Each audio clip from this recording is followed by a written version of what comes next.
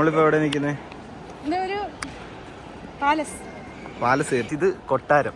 എന്താണ് കൊട്ടാരം? ഇതാണ് രാജാവിന്റെ കൊട്ടാരം. ഇത് രാജാവിന്റെ കസേര.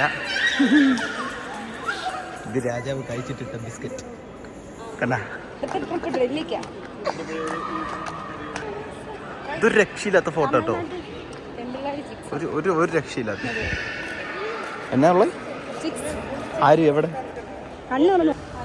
എവിടെ നിൽക്കുന്ന അറിയാവോ? കൊട്ടാരം, രാജകൊട്ടാരത്തിൽ.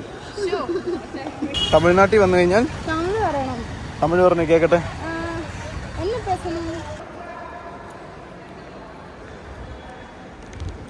എന്താ പറയണ്ടെന്ന് അറിയത്തില്ല ഗൈസ്.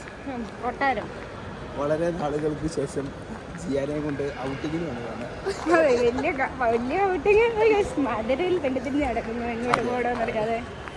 ഞങ്ങളെ പോലെ തന്നെ രണ്ടുപേരും.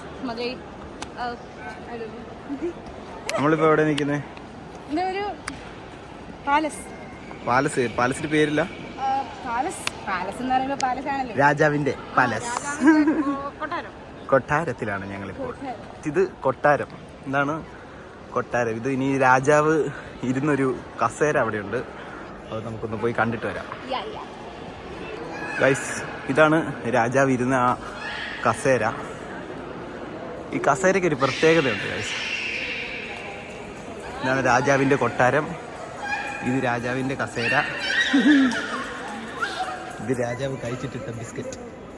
കണ്ട,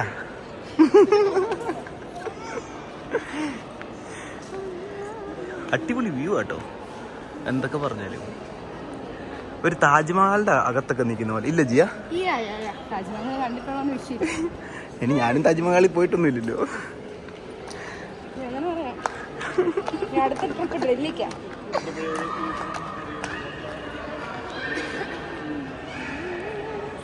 ഇതൊരു രക്ഷയില്ലാത്ത ഫോട്ടോ കേട്ടോ.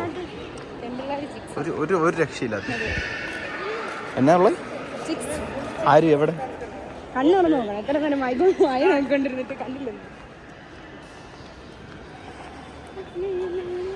അപ്പൊ നമ്മള് പയ്യെ ഈ പാലസിന്റെ രാജാവ് കൊട്ടാരത്തിന്റെ പാലസിന്റെ അകത്തുനിന്ന് ഇറങ്ങുകയാണ്.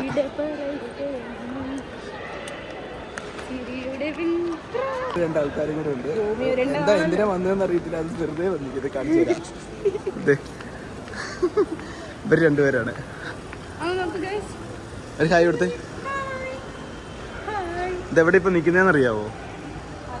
എവിടെ നിക്കുന്നതെന്ന് അറിയാവോ? കൊട്ടാരം, രാജകൊട്ടാരത്തിൽ. ഒരു എക്സ്പ്രഷൻ മാറ്റമില്ല. കൊട്ടാരമൊക്കെ നമ്മളെത്ര കണ്ടതാണ് ഗൈസ് ഇത്.